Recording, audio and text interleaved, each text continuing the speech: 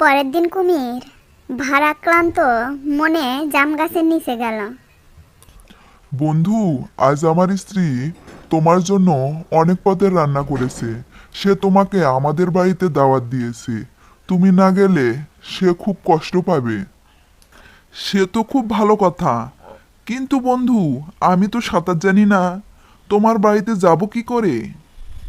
সে চিন্তা আমার উপরে ছেড়ে দাও।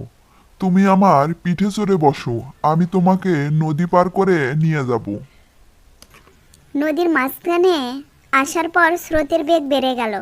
কুমির ভাবল এখন আর বানর পালিয়ে যেতে পারবে না। বন্ধু, আমাকে ক্ষমা করো।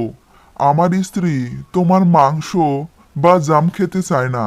সে তোমার কলিজা খেতে চায়। তাই তোমাকে আজ আমি জমের দুয়ারে নিয়ে যাচ্ছি। ও, এই কথা। বন্ধু, তুমি এটা আগে বলবে তো। আমার কলিজা তো আমি গাছের মগডালে লুকিয়ে রেখে এসেছি। বলো কি, কলিজা ছাড়াই তুমি চলে আসলে?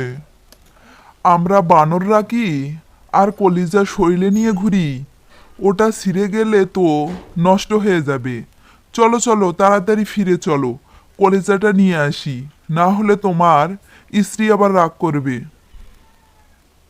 তুমি ঠিকই বলেছো বন্ধু। আমার স্ত্রী খুব রাগী। সে না নিয়ে গেলে আমার উপর রাগ করবে।